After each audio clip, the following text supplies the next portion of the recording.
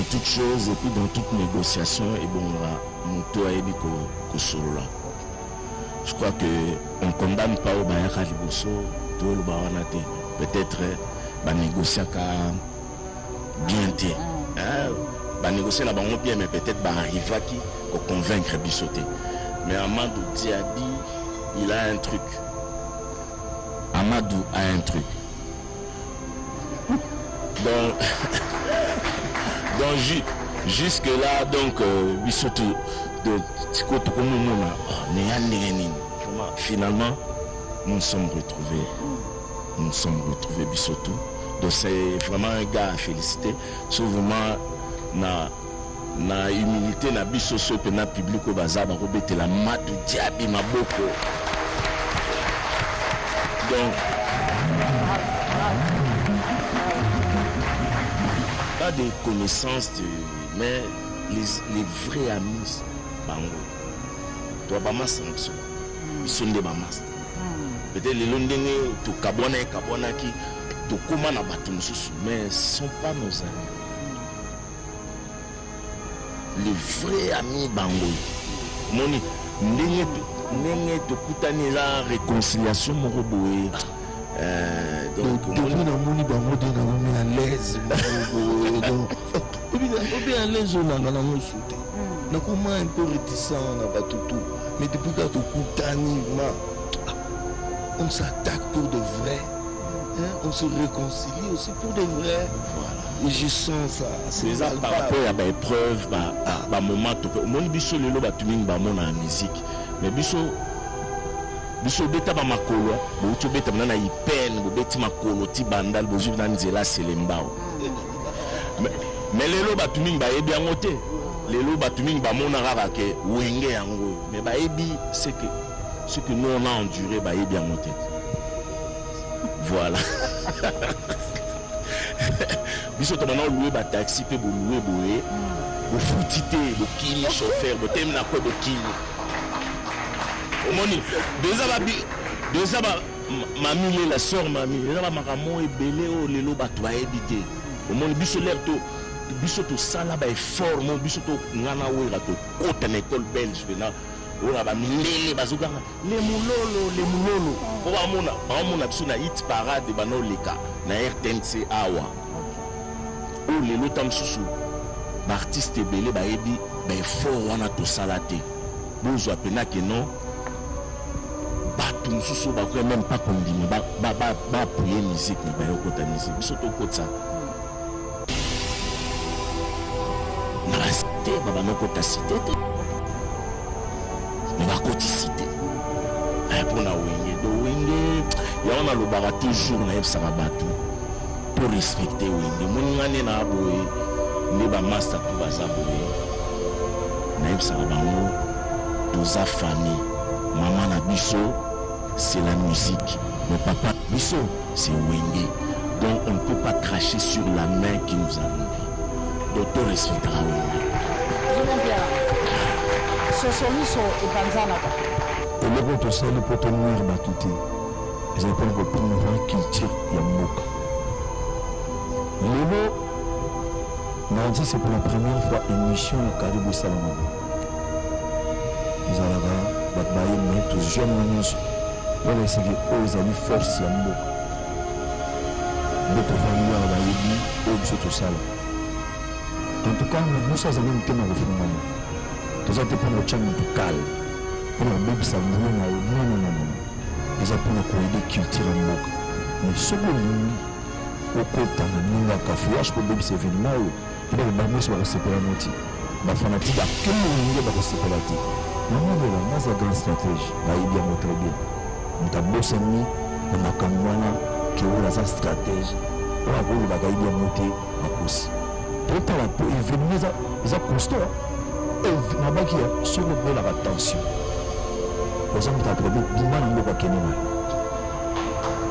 Pour on va le moment, c'est nous avons un problème. Soit dans les cas. Parce que auto salon pour la commune, et la réconciliation, tout ça, mais le master.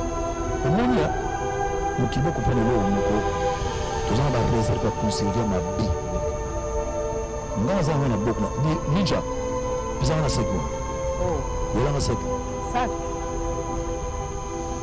Yaka na mission ko ba? Vous avez sécurité na minute. Ninja Keba. Oh, nini wana?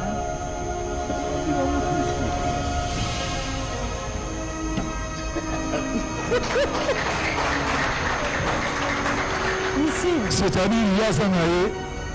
Attends, on infirmier collègue. Sur le qui n'a contre nous, tant larguer la nuit. Yango on est fan. Ça dit, quand même c'est vraiment la dissuasion. Zana mtema malamu. Oyo koti po jour wana. Bana masina, bana kingasani, bana malweka. Bana kamuka, bata na ba province nyonso. Nous se préparer boya événement. Na comme son moto bango ezati, pour se que la société. Tata bimisi moi ba seke la mike. Faites comme moi. Je viens de trouver une solution pour ma famille. Mon oncle à Brazzaville, ma mère à Kinshasa. Na tindeli bango mbongo na tap send. Netika kozo tinda SMS me tindi mbongo. En plus, transfert d'argent sans frais. Netika na Croix-Rouge. Faites comme moi, vous téléchargez l'application na bino ya tap send. Kaka na téléphone na yo. Otindi esika ozali, yepe azui esika azali. Pona numéro oyo ezali na M-Pesa, RTL Money to Orange Money pona Kinshasa, MTN Money to RTL Money pona Brazzaville, tap send na beti na send mbongo. Yamba mbongo ata na minuit. Tap send. Mbongo elongo na poche. Ekoti na chombo. Tap send. You send me, send you. Changement de fréquence, changement d'adresse chez Djonga. Bolela kitro, oh esika ya bino moko ezali te boyeba ke Djonga azuli bino solution. Azu esika ya ye moko akofandisa idéologie, esika oyo bakongole tout bakobanda koya kokutana na ndenge ya defuate. Chez Djonga de. Chez Djonga de awa bokokuta biloko nyonso bolingaka ya kotumba lokola ntaba ya kitoko pe elengi, soso ya kotumba, ngulu ya kotumba, poaso ya kotumba. Esengeli koyeba ke chez Djonga de bafongolaka kobanda mokolo ya mardi ti dimanche. Awa nde sika ambiance ezali kolala, adresse eza kaka se moko. Chez Djonga de weekend boza deja ya kosepela po awa ambiance elalaka awa na ndenge ya defuate. Chaque vendredi bobanda kozwa Suzuki Luzubu 4x4 yende muta kosepelisa bino na ndenge ya kosakana te, oza kulia, oza komela, oza kopina. Pe chaque samedi ekobanda kozala nde CNN Alligator na ba artiste mosusu bakobanda kosepelisa bino na makinu ya defuate na bakunga ya kosakana te. Et puis chaque dimanche sombele suka ya bisanga nde bokozwa les grands chanteurs Emile alias de Mingongo yende muta konde ko palola awa boko sentir betue ba ou différence yena. Tala mone namira ya nani chez Djonga de. Malolo. Oui frère, Babi Djonga. Futur. Hein? Nous te recevons 50 boîtes. La Katakin, c'est Djonga. Soki olingo sala ba réservation obengi na ba numéro oyo pe ba ko servir yo joli kitoko. Chez Djonga de yango nde moboko ya ambiance na kati ya Paris. C'est naturel soit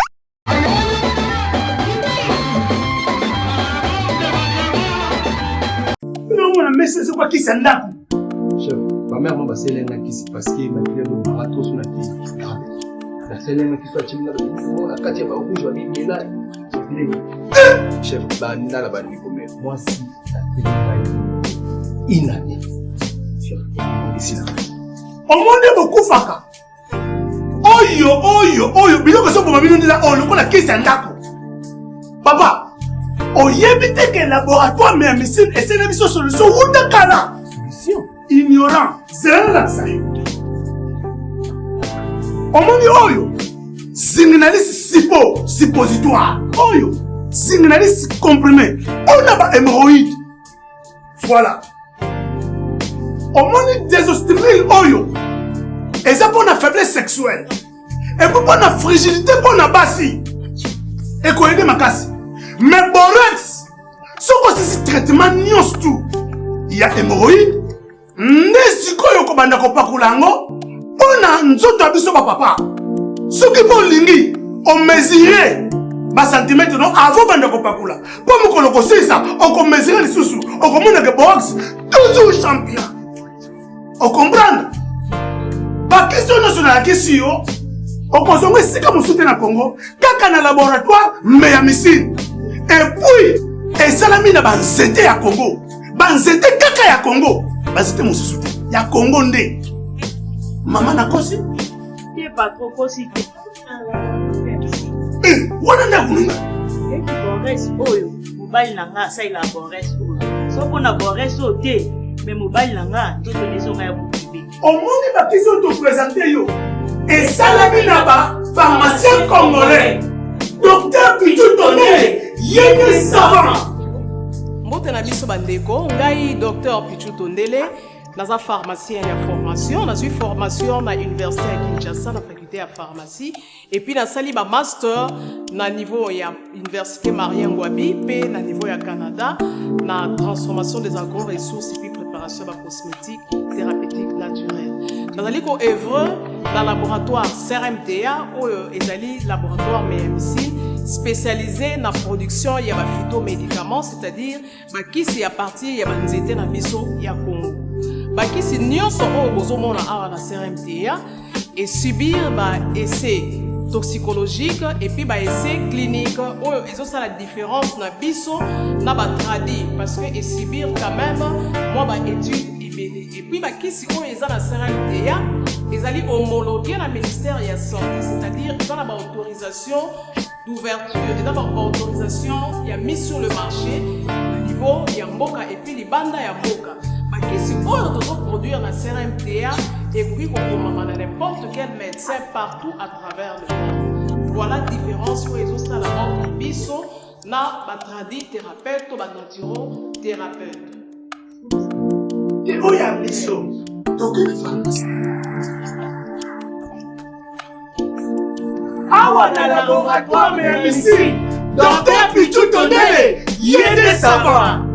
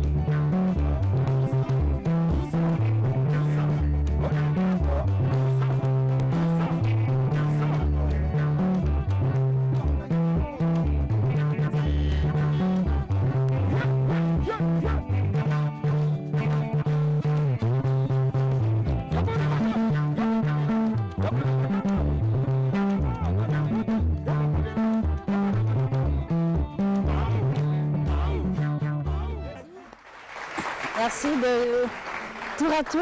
Je salue la présence sur ce plateau du fondé Didier Massela. Bonjour. Et merci de ambier un plateau spécial car vérité pour Nadi Solo et Awendio. Je dis bonjour également à Werason, le phénomène. Merci, mamie. Merci d'être avec nous sur ce plateau. Et bienvenue à Jibem Piana, papa chéri. Merci, mamie Lela.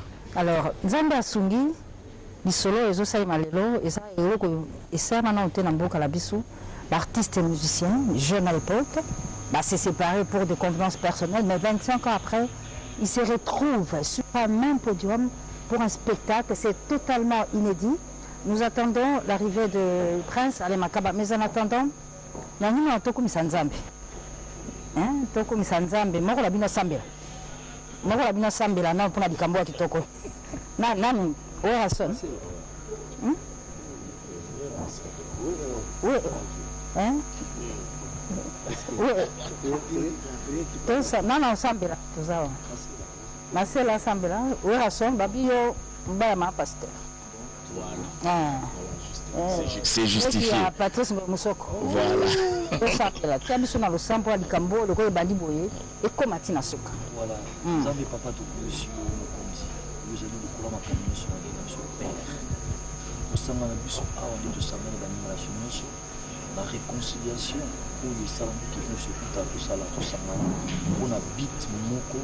La promouvoir culture dans ce qui est le so de nous aider non support de ça n'allez te rebanner n'allez tout sur ça et dans la promo là père petit camiso de battre la plante moi comme on a vu ce santé à la bien va tourner autour de ça là et à la bien va tourner sur la supporter à biso base à biso le monde et ça comme ça beaucoup na yo Jésus Christ au nom de Jésus amen.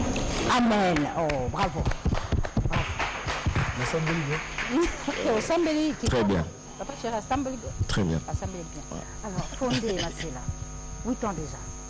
Petit Gabisso. Et puis, l'air où il y a qui, na beach, l'air baké koyambayo, au Fukami, au Koy na Mabele. Donc, juste, ouais, mais ça représenter nous pour nous. Non, en tout cas, je m'attendais le mot. Donc, on a retrouvé terre maman, les ancêtres. Et le comment c'est un nom beau. Donc la brave est la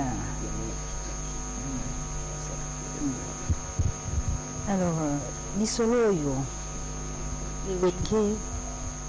ange adorable oui, les anges adorables 4x4 tout terrain 25 ans après sur même podium mais bandana ko tuna bi idée ana l'air yaki pas to bi ba noko be pe ba mikara l'isolo ngo et les caractères des autres mais l'air yaki boyamba qui rendez ni Werason.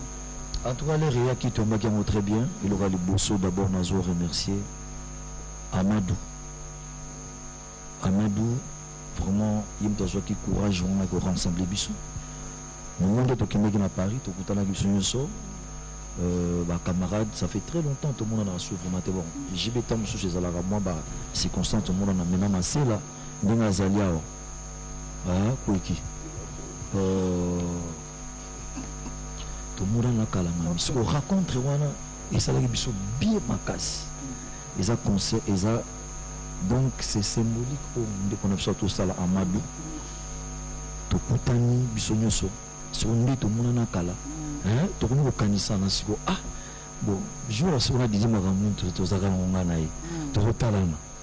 Il y a ce qu'on le bâtit, il n'y a pas de le bâtir. Donc il y a des mentions vraiment c'était bien quoi. À part la négociation où il y a qui pour tous n'est pas protocole d'accord. On a des événements qui mais raconte on ça les biso bien makasi. Donc Wenge Tobaki Wenge Kabwanaka. Tu es sur beaucoup ici comme c'était bien vraiment. Alors j'ai bien piano. Tango Wenge Panzana qui. En tout cas beaucoup rappelé mokili. Na bandal kutu tolbaki. Na RDC, libanda pe amboka. Mais le nous l'air vous se retrouver, vous se réconcilier. Au tient sous quel style vous avez binoana pendant unité, réconciliation dans la paix, réconciliation à binoana. Et puis on a sens, mais c'est un symbole ministère et donc c'est beau ça là. Non, d'abord merci Néo Yambibiso. On remercie infiniment puis téléspectateurs d'Azota Labiso. J'espère que Baza très content comme on a biso les lots sont ensemble yo momoni wera uti kolobake ngana etokutana na ba circonstances mais Didier Masela ça fait quand même un bail donc à Oumeli na Europe quoi. OK. Mais au moins réconciliation est très symbolique et puis très significative parce que nako ke na ona ndenge mo ya munene. OK. Aujourd'hui pays n'a pas traversé ba problème ébélé d'abord na sens na noana les lots ba bloneti ba tribalisme biso wingé doit contraire. OK. Doit contraire makasi. So tali biso nde tozala yo wana biso tout. Tozo représenter neti Congo mobimba. To représenter RDC mobimba. Quand tu vois le fondateur Didier Masela, il est du bas Congo. Congo central. Otali Werason, il est du Bandundu. Otali Alain Makabazam, province orientale. Otali Adolphe Dominguezi, Maniema Est. Otali Blaise Boula, Équateur. Otali Ngai, Moulouba. Donc ça veut dire, tu sais, tu peux exemple, même dans la population se base à la unie, l'exemple de Pessi. Donc c'est très significatif. Très significatif. Alors, Fondé, Nazongi Panayo, Fondé Masela, Dibamboma, Dikamu est seulement la balabala. L'histoire de Banang Indegeni. Banan Bazagina Dibambo Mandé Bozaleur, de Bofanda Kua, Bana Dibamboma Banan. Tous les 4 administrateurs, Dibamboma, c'est pas seulement chez moi. Dibamboma, déjà 3. Tout au Banda Dibamboma. Les présidents JB, les OK. Donc, ils n'ont pas de OK. Chez eux aussi, on se réunissait pour leur caisse. Donc, voilà. Alors, 25 ans après, l'herbe au Kabouanaki, donc on a vu non, à Témina. Il y a le quoi, Biloro, tu vois, mais du Papou, ou à Mimi, Mopende, ou à Mimi, Congo, au Kabouanaki, et ça, on a un aspect de non achevé. Et le mot que Soukara bien té. On a été le loco la réconciliation de Salema, Rasson. Et le cobo Salakate, on a beaucoup de style Sanyango, le loco propre. On a un peu épanza la paix de sous-sous. Épanza la paix de sous-sous. Je vais autour de l'eau très capital. Au Kabouana Busso, c'est significatif. C'est-à-dire, donc, il faut attirer le son dans la télé, dans la couche télé. Que de Kabouani Boye, a fait mettre tout Sangani, les âgés c'est moi ma casse. Et puis, au Sangana Bisso, tous auront la cadre de mon car on est tombé dans le ils ont un caractère ébélé, maman. On attend sur nos camarades au Kabouana Kalaboso. Mais écoutez, ma circonstance, il fallait qu'il y a fait donc à défendre. Mais du fait que le Kabouana, moyen, pour se les arrêter, sur les perdants. On se bat dans le côté là, au côté là, on gagne aussi on a gagné les Camerounais. Donc, il y a division, ceux qui ont mêlé les Arabiens. Donc, réconciliation, j'espère Batoumi va attirer la leçon en moi. Mais surtout, dans le côté, il faut défendre la culture. Mami surtout la logique côté Morope, tu perds ma caméra dans la musique dans le c'est-à-dire, biso clan wengewe. To memaka rythme oyo bengango, c'est-à-dire ndombolo. OK. Oyo Afrique mobimba ba jeune ba bane ko s'adapter les locaux. Mais tant que sous locaux là ba professeur ba yé ba momoko. Ils ba professeur dit. OK. Et ba prof ba yé, si vous photo pesa sous leçon tout ça la peine bilan. Expliquer que la musique pour la biso culture la biso to ko longola moté. Mami est-ce que on se rappeler tout là ba 20 ans, ba 25 ans passé, ba 30 ans. Tout à l'heure la papa na biso ou tout tika biso tabouler rocher. Papa longo makiadi. Ba beta ba grand concert dans le monde. Jamais bien interprété ba Nigérien. Ba beta na rythme mo voilà. Papa ya mo suite. Jamais. Ba ki na rythme ou la biso au photo dans la firme. Mais si tu les lots, c'est comme si tu bouillis ça et l'eau couronne. Et ça, le sous-souté. Alors, biso ce qu'il faut tout zoom ça. Ok. Tout zoom ça, rythme na biso au Congo donc, identité musique na biso. Il faut donc faire, j'ai fait donc référence à musique na biso. Et ça rassure na libanda ti. Ok, libanda musique on est nigérien, les malien.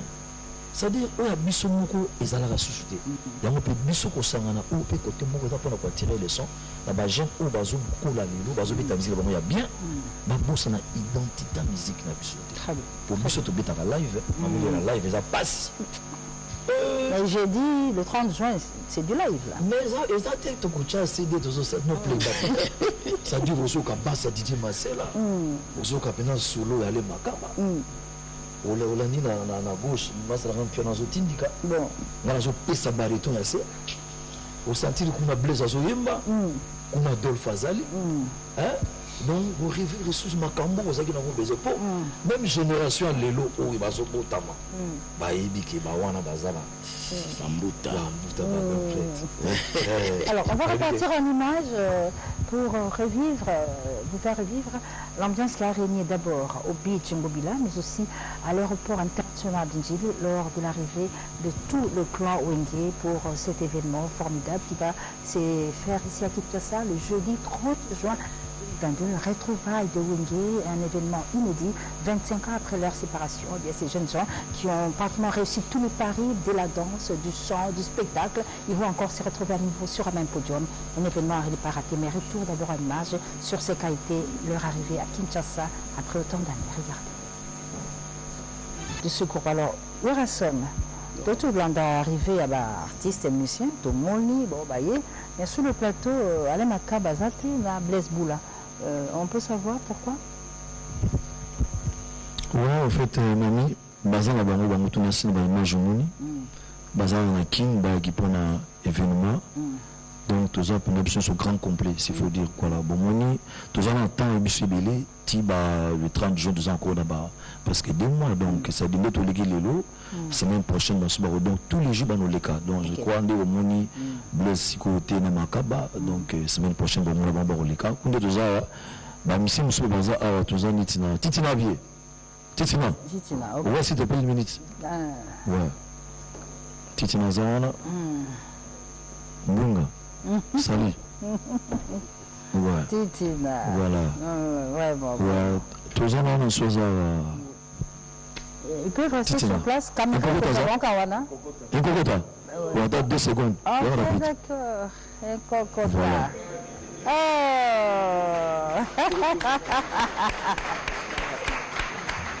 Un cocota.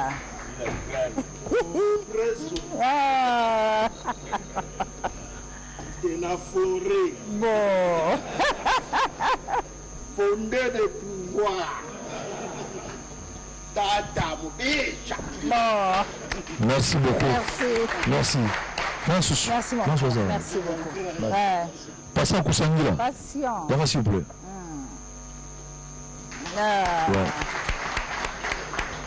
Il y a réconciliation. Que beaucoup de sur un même podium 25 ans après. Comment il y a un baki yango? Non, mais moi, mon eza esengo.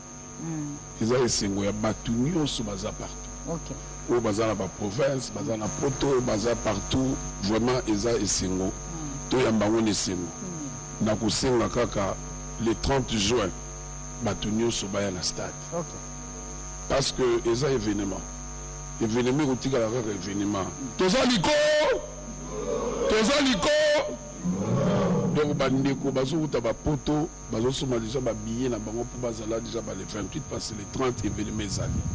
Donc nazo senga batu nyonso yo ba soutenir Amadou Diaby le producteur, ba soutenir vraiment événement où ezala grandiose. OK, d'accord. Donc vraiment pour moi eza mingi ke baya. Fondé. Yonde koloma kamut. Le 30 juin, il faut pas un bon nini. Il est la benzate, Bon, on a coutu. Non, qui bandeko baobeta. Ça va déjà. Et ça et tout ça. Nabini. Oui. Nabini même donc. D'accord. Vraiment, il faut n'aller au cabinet sous. Voilà, on fait appel à M. Borel et son groupe, coaché par le PERC. Et pour vous qui nous suivez depuis Lumbashi ou Antachi, plus précisément notre ministre Patrick Mouyaya Katembwe bien, nous vous dédions cette chanson Guy Mokondi, de Jibem Piana, de Wenge, 4x4, tout terrain. Mais rendez-vous, c'est pour le 30 juin au stade de martyr, un événement à ne pas manquer parce que Koyinda. Moi, dans mon conti, il y a un régime passé, un des régimes passés, régime où il est tanguisi biso. Et comme ici biso bateau, comme un musicien. Donc, il y a un régime bon, moi, dans mon conti, Azataki Nabiso comme partenaire. Bon, à Ebsinga, Didier, l'album que vous allez faire, je veux ça. Il y a moi, Nasala Kiango, quand je fais ça, même papa, c'est Pelagi Makasi, Nanzembo Wana Baninga, on a fait ça ensemble, quoi, donc, avec les amis. Alors, ça a été bien interprété, hein. Ah, les gars, ok, merci, on est là. C'est très bien, merci. Alors, papa chéri. Oui, maman. Nangina yeba. Yana bilombe babundaki likambo po salema. Tokara ba masolo et kaki bo finalement esilité ko yambesko Amadou Djabi pour avoir réussi à vous réunir là. Qu'est-ce qui s'est passé? C'est le moment de Simbaki ou bien Malbasuka ndo ya na ngoto to comprendre non pas ni yende mutakoksi pour ça ya kokisi lisoro. Non, merci. Au moins dans toutes choses et puis dans toute négociation et bon muto ayebi ko solo là. Je crois que on condamne pas au Bayaka Liboso, tout le Bawanate. Peut-être négocier bien té. Négocier là bien, mais peut-être arriver à qui convaincre Bissoté. Mais Amadou Diaby, il a un truc. Amadou a un truc. Donc, jusque là, donc Bissoté de finalement, nous nous sommes retrouvés. Nous nous sommes retrouvés Bissotou. Donc c'est vraiment un gars à féliciter. Souvent, na humilité, na Bissoso et na public au bazar, Robert la Amadou Diaby Maboko. Donc,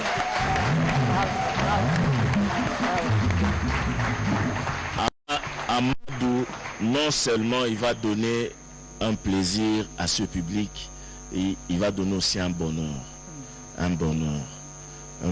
nous. D'abord de nous retrouver. On a des connaissances, mais les vrais amis, bango. Toi, bamas, peut-être les londonais, to kabwana qui, to comment na batumsusu, mais ce ne sont pas nos amis. Les vrais amis bango. Moni, ndenge to kutani la réconciliation moroboé. Donc moni bango de na moni à l'aise. Donc à l'aise on a na mosuté. Na comment un peu réticent na batutu. Mais depuis que to kutani on s'attaque pour de vrai. On se réconcilie aussi pour de vrai. Voilà. Et je sens ça. C'est ça par rapport à des preuves, moment au monde biso lelo batuming ba mona musique. Mais biso beta ba makolo, bo tu beta na ipene, bo beti makolo ti bandal bo ju na nzela selembao. Mais lelo batuming ba yebi angote. Lelo batuming ba mona rara ke wenge yango. Mais ba yebi c'est que ce que nous on a enduré ba yebi angote. Voilà. Biso to maintenant louer ba taxi pe bo louer boé. Bo foutité, bo kini chauffeur, bo tem na ko bo kini. Au moni déjà mamie la sœur mamie, déjà ba makamo ebele o lelo ba to ebité. Au moni biso l'air to biso to sala ba effort, mon biso to ngana wera to kota na école belge vena. Ora ba milele bazuganga le mulolo po ba mona biso na hit parade ba no leka na RTNC awa. OK. O lelo tamsusu ba artiste belé ba yebi ba effort wana to salate. Bozo apena ke non ba tumsusu ba ko même pas kondimi ba appuyer musique mais ba yokota musique biso to kota. Na cité ba no kota cité. OK. Mais va coticité pour na wenge do wenge ya on a le bara toujours na ebsaka batu pour respecter wenge muningane na boye nde ba master tout baza boye na ebsaka bango toza famille maman na biso c'est la musique le papa biso c'est wenge Donc on ne peut pas cracher sur la main qui nous a nourris. Donc on respectera Wenge. Sosoliso et Panzanaka. Saïko et Panzanaka. Voilà, justement, Moni. Sosoliso, c'était un grand groupe et Panzanaka. Zaïko et Panzanaka. Après, c'est belé Panzanaka. Ce monde lelo ba comment comme ça n'est Wenge symbole il y a séparation. Comment attends moi sans balle bakabano Wenge kabani. Donc ça veut dire la puissance ya Wenge wana. Donc Wenge la makambu. En tout cas merci na reçoit parole mingité photo loba loba. C'est la faute. Bazo kotika nga ba sapé batala. Voyage avec Adolphe. Voyage Borel, on y va, voyage. Ah, Mawar.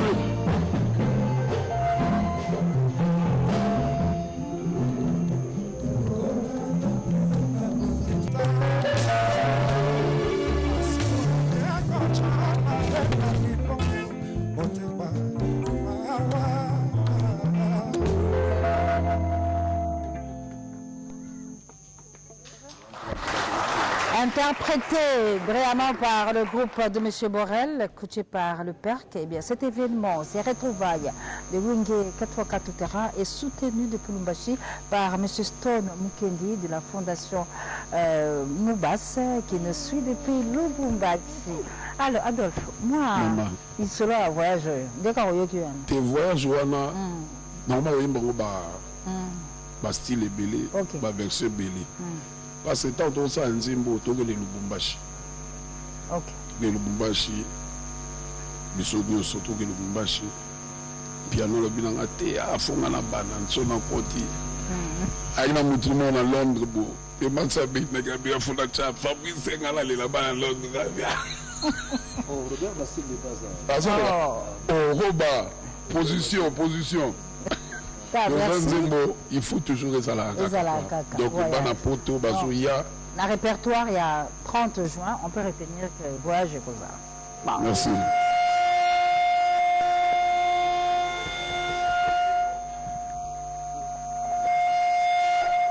Ça va aller, nous sommes en direct, c'est des aléas de la technique, il n'y a pas de problème. Wilson, et toi là qui ça Mboka banganga, mboka bankango, mboka ba mitema oyo to yebi bebisa makambo wana. Na ebite bomilenge ndegeni parce que du solo ces ça va boyera ba tuzu pe c'est pe na ngote. Hein? Benga cha moi ba kalo to misala wana. Alors esprit ya Wenge na minute ezala niveau nini? Ya na ndegeni. Ça nini? Et le goto sali poto nuire batuté. Ils ont pas encore promouvoir culture ya mboka. Lelo Nanti, c'est pour la première fois émission à Caribou Salamabou. Ils ont la mais tous les jeunes pour les séquelles aux alliés force Yamboka. Nous pouvons dire à Bayebi, tout ça. En tout cas, nous sommes en train de faire un refondement. Nous sommes en train de faire un calme. Pour nous bébé sa boulot, non. Ils ont pour nous aider culture Yamboka. Mais ce que nous au côté de Ninga Kafouage pour bébé cet événement. Il y a des bannières qui se séparent.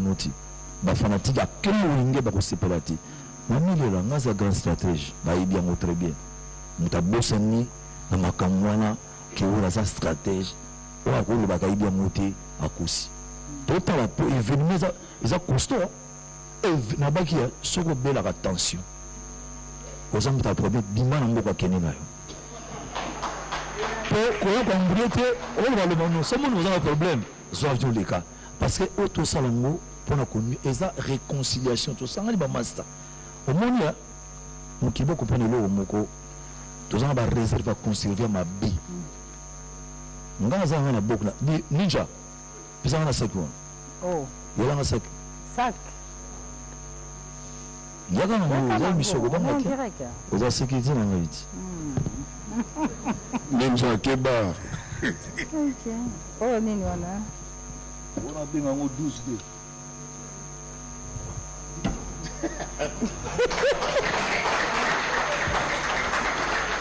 C'est-à-dire, il y a ça, attends, on a filmé pour les cas.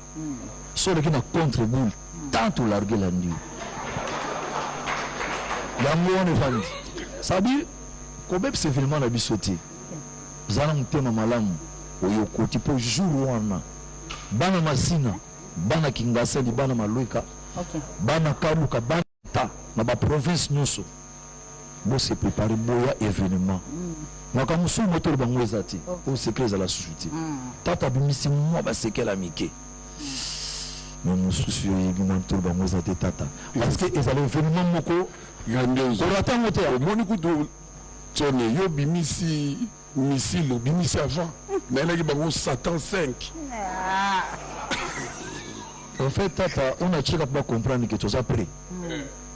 Tu as pris mais tu as beau. So bi et non pas ça là et pour la botte il a ndiu malamu bo peksa OK stop commirati bo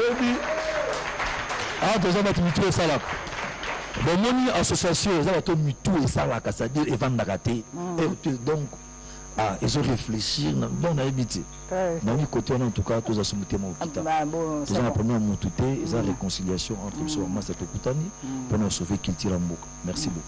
Alors, ce bel événement est attendu en RDC, c'est toute la République démocratique du Congo qui est suspendue à ce retrouvailles des Wenge 4x4 Toutara. Et ils sont très nombreux qui soutiennent ces retrouvailles. Nous avons avec nous le soutien de l'honorable sénateur Évariste Bochab.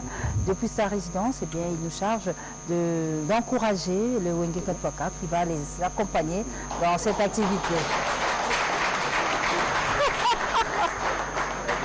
Et comme M. Massanga.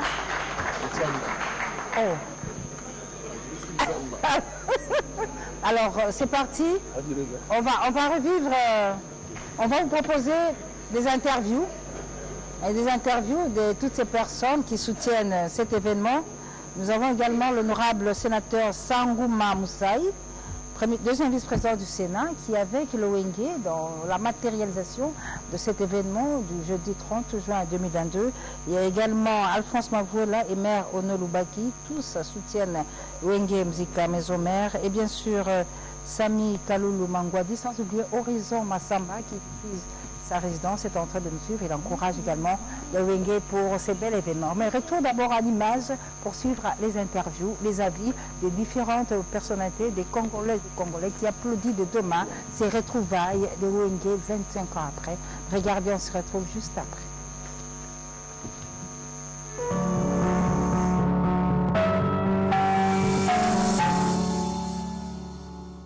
Moi, j'ai connu Wenge, c'est encore en Ngombelikia, c'est aux humanités en Ngombelikia.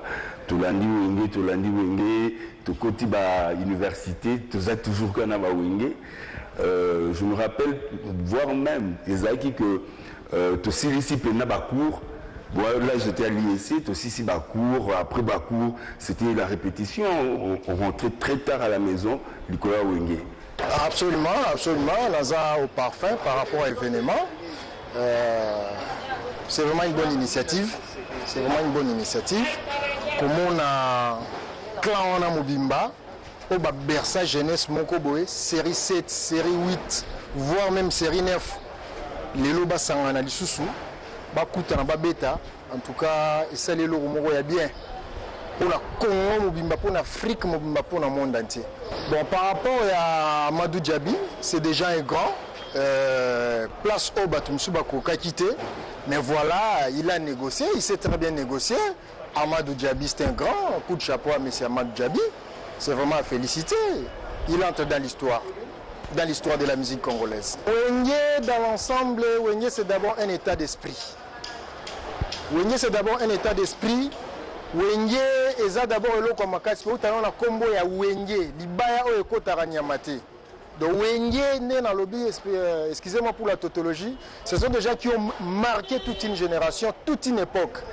Yungane nzetele simadiangilo idala ngana lela dani nangao ana lela dani ko talaka biso ba grand cadre ba maître to koti masolo donc to seigne vraiment toute une génération boya te soutenir vraiment ma solo. C'est plus normalement makasi ndenge ba sangisi susu Wenge bazongisi susu lengi wana oyezalaka ba neone de kaki.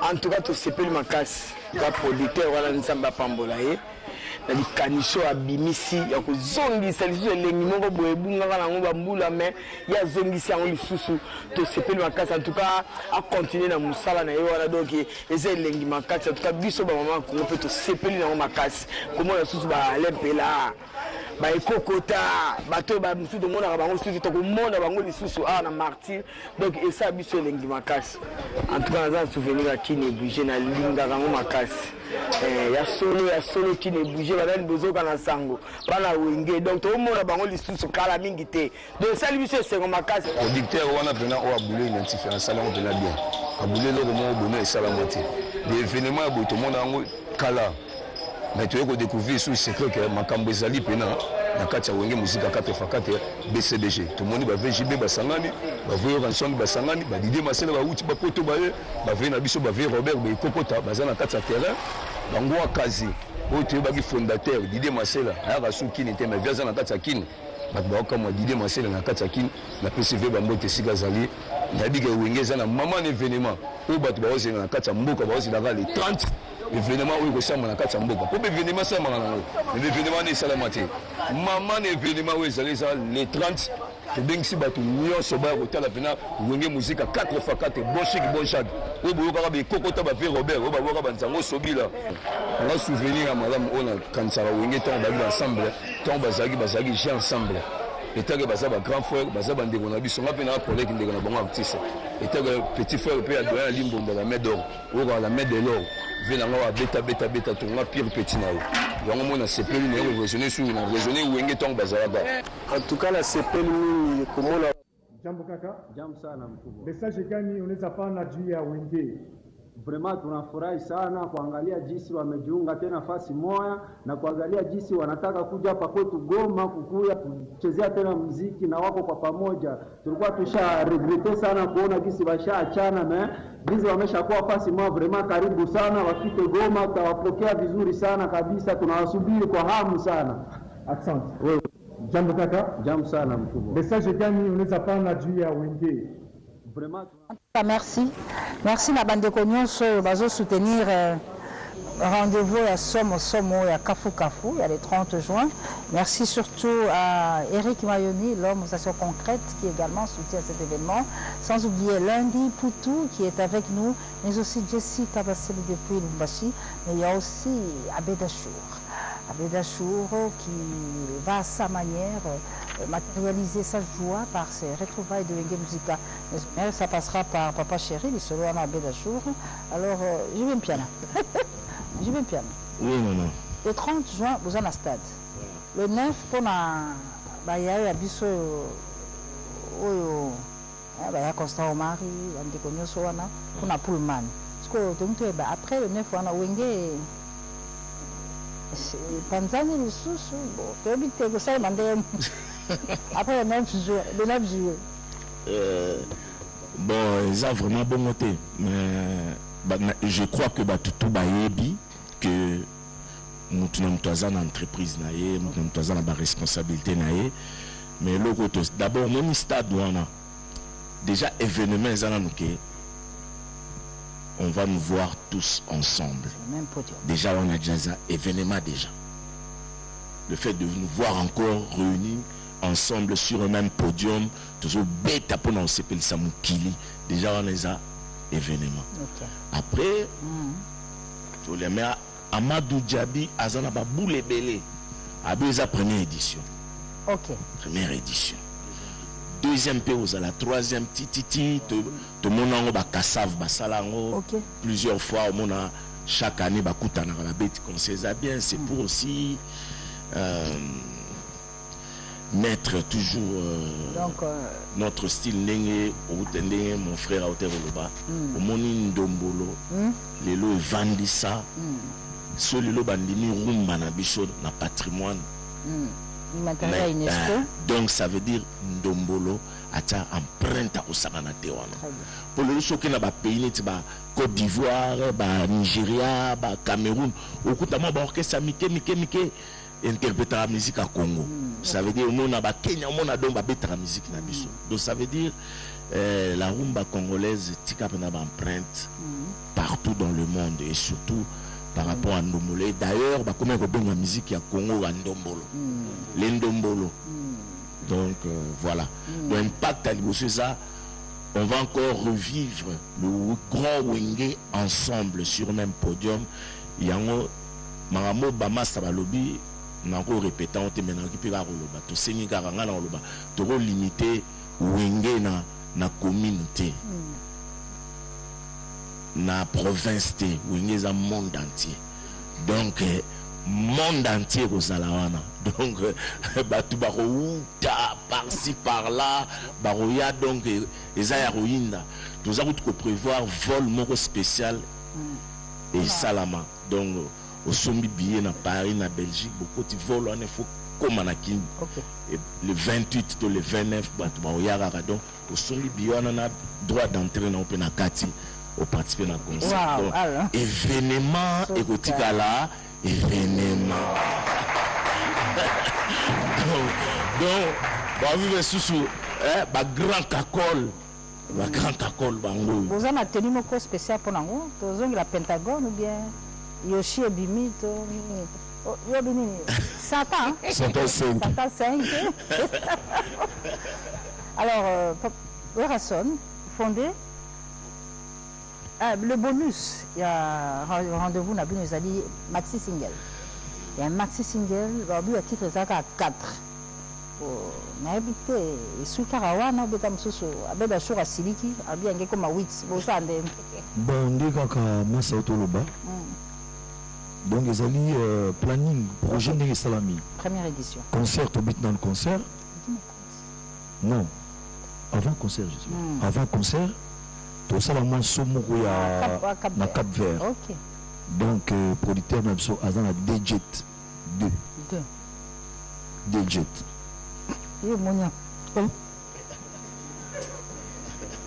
Merci. Oh, Tala, nous t'avons ici Star Teddy Ayana Mboka. Ok. Le monde Teddy, le monde qui wana. Nous t'avons son Michael Jackson en Souka. Ils ont Teddy au monde qui wana. Dangereux. Ok, d'accord. Tokamega la photo na maisa to solo de chankara na mire ya mukeka baranisi o ba kote la lobi za miracle tété ça dit yé mutaina et puis yé mutakosala biso son ya studio to sala na Cap Vert et ça la mère donc banda mukile banda vous appelez l'ingénieur Michael ba ko système na le salamati. Et vous savez, on a une musique à 4x4. Donc là, tu as travaillé après tout ça. Bon, en fait, ils ont planning, il y a la première édition, tu as le 4. Moi, j'ai après deuxième édition, tu as 7. On y va. Tito qui est normalement malin, me passe comme ça. Rendez-vous le 30 juin. La vie n'a pas de jamar kotumba masikini. Yem taela ngai gimo konza singa no au petit nanga wa très fort mikolo. La série on a donc appelé le roman dont on a tout beaucoup de à la rabon. Ah bon, soit le on a c'est la reine Zembo. Donc les Arabes va souvenir et va série. Vraiment n'a profité. Merci. N'a pas ça gouverneur de la ville Mbote, le suprême de la ville Jantiningo Bilambaka. Pour appeler cette autorisation, ce gouverneur a vu la une autorisation de mon boulot. Donc, on a appelé Mbote, on a appelé Bedachour, Ted Tendai, Zadio Kongolo. On a bossé en Bangote, on a appelé donc ma solo, honorable Patrick Bologne, toujours. Donc voilà quoi. La 8e merveille. 8e merveille. Voilà. Je l'ai dit tout à l'heure, cet événement est soutenu, accompagné par la maison Likondi Protège du compatriote Léon-Antoine Yondila Mobunga Boubou, qui du reste est avec nous aussi. Mon ami, notre ami. L'ami de Wenge. Alors on vous le propose dans ce spot pour voir de quoi ce groupe est capable pour assurer la sécurité des personnes et de leurs biens à Kinshasa, mais aussi à travers la RDC. Regardez. La sécurité de Wenge. De ce jour jusqu'aux événements qui se préparent. Alors, Jibin Piana, tous aussi ces émissions, comme la Souka. En tout cas, merci l'émission Sili Kitoko, merci les téléspectateurs, CPLI, Monibiso. Vraiment, nous avons ça, journaliste, nous, sur RTNC, Mbote. moi natanga bakoma na bantu eza baleke belé Bonnet Soki Patricia Kaembe na pesi mbote mana pesi bana BCBG hein bana BCBG partout bozali ozaloza na Angola ozawa puis jour les 30 février bana maison mère partout bozali na yeba tebele ba voyage mais jour neza retrouvailles bana tonya tata bana ya ba fan ya fondé Masela Didier Masela Wankazi hein quick hein ba fan ba fan ya Alain Makaba ya Blaise Boula ya Titinal Capone hein ba fan ya Dylan Krayen Kokota ya mon premier Tutu Kaluji le roi de Ndombolo hein Tobenge Mikolo à Lakbara Moussa Traoré vraiment na senga bango tubaya ebele donc jour neza likambuya retrouvailles ya événement na bika événement kala événement merci à toi Nikon Kai les formateurs de boss en direct de Luanda bonjour na Rosala donc ils a blaguité donc ils a blaguité na pesi Suzumbote na maître Taylor Lubanga sans oublier le baron Christian Tshisekedi motomoro bien Christian Tshisekedi la master na biso mo lelo batumini ba e bate wana mutu na biso doto soko ki banzimbo akala ya wenyo gato boake déjà Christian Tshisekedi o bato yo kanisa o to boake siko pour notre pouvoir te Christian Tshisekedi le baron mutu na biso donc to banda kala donc vraiment le baron ici kozali le 30 juin salam le 30 juin quoi tout mon mouvement check c'est pas pareil check c'est pas pareil toujours. Merci beaucoup bafan partout bozali merci masananga utogotanga orchestre tout ola wingi musique vraiment bino tobozanga journée te BCBG Tonya Didier Kwekimo sans oublier bana maison mère partout bozali bino yango na ba province tout bozali bo bangoke mukolana eza événement ya kosakana te bozanga te bo soutenir mouvement na bino pour la minute Wenge musique à 4x4 bon chic bon genre il faut te protéger base il faut te protéger base non il faut te protéger base alors côté qu'on salue na opesa na banda liboso na yemoko général Frank Tumba et Benda Moto mettre pour si tout est possible. Ok. Na pesi bongo na le puissant bourgeois police mais là tout est possible pour eux. Pourquoi ça a un problème il y a ce que PCBC collega. Encore bien au bout de nous avons excellence Didier Mazenga, excellence Serge Kombe, excellence Marc Ekila, bienvenue à Simbanda, Patrick Mouniom honorable, petit nanga Percy Tumbazawa, mascotte Jonas Seketa Tobo Sanité, Stony Mukendi. Merci beaucoup na Mutuna Biso, Massa Tokola Nae, Bobo Lendela. Bobo n'est pas na Biso, ça coûte comme la gauche à droite. Mais dans son côté, un piano à Christian Chis, c'est vrai, Massa Tobanda Nae, Azag. Il faut que nous n'en raté papa. On a fait un cadre de Azam Massa Tokola Nae. Christian, en tout cas, merci, Jibal Bili Kamon très capital. Mais tout le monde en a mis qui master. Bon. C'est là. Bossani, un ami qui est toujours avec nous. Ok. Excellence Molendo Sakombi. Ok. Vraiment, vraiment, Bossani était molle. Le noble dans la noblesse extraterrestre. Sans oublier. Donc c'est que blague. Sans oublier Didier Boudimbu. Toujours le génie blanc. Nana Zupenga Kaka, Batunyoso, Baya, vraiment jour où on a habité sur le pied, sur le bête, Masuki n'a habité. Donc on appelle si merci à Cédric Lumbo. Na PC merci, na PC Papi Choma, le manager na Paris, na PC Jimmy Bofos à Casa d'Abramo, na PC Chai Tambwe, la main d'or, Tata, excusez-moi, on a soufflé. Vous avez invité par Maluma Vuka Lelo na Mama Tongi. Maluma Vuka Tozo na Matongi place où tu le concours les alliés. On a bien protéger base mais base PC deux motos. Donc VH la photo binonyo soba na FIFA équipe de France binonyo so pesi binombo te pa ebozali na poto. Donc vraiment ba mondialiste binonyo soba za la calme. Tozo ya papi Choma, les managers, contactez toujours Papi Choma, Bilon Boye, Bidon, merci na Batunyoso. Et surtout, Alain Boyika, na Boussanyote, sans oublier Maître Baleine, Guy Baleine, Loando, ministre Excellence, na Boussanyote. Son nom Longo, on a qui pas naïe. Merci. C'est des Longo. Fondé, on termine avec Fondé. Ouais, je salue Papa Sénateur Marcela, ici en ville. Papa Sénateur Marcela Laka. Je salue mes enfants, mes filles.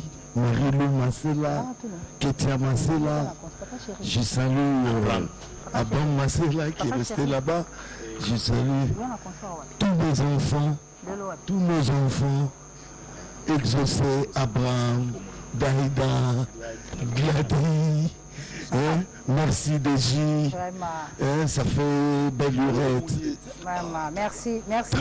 Merci Fondé. Non, Fondé, on est à la fin de l'émission. Nous sommes en direct. Merci à Oli Micheli, merci à Bobo Tibos. Entre-temps, Werason, il y a le 3 mai au Quai Djobour. Non, en tout cas, dans la Djobour, c'est mercredi, nous avons Kende Djobour, et ça va pour une semaine, un petit concert à l'E7. Après, nous allons continuer à répéter la masse. Dans la Djobour, on s'est préparé. Mercredi maison mère au grand copine na Djobour pour notre bête concert wana après tozongi. Merci beaucoup na Amadou Djabi. OK, c'est bien. Amadou. C'est bien. Les autres, ouais, le super boss. Merci. Voilà. Non, un instant. Merci beaucoup. Avant de clôturer Nanze Monabiso, il y a Wenge 4x4 tout terrain au Salama Kambo. On peut savoir rendez-vous Lelo. Après avoir un concert dans la ville, il y a Wenge PCBG.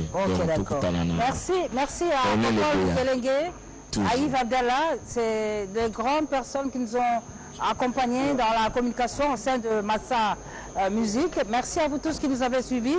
Nous remercions également Bobo Tibos, là où il se trouve.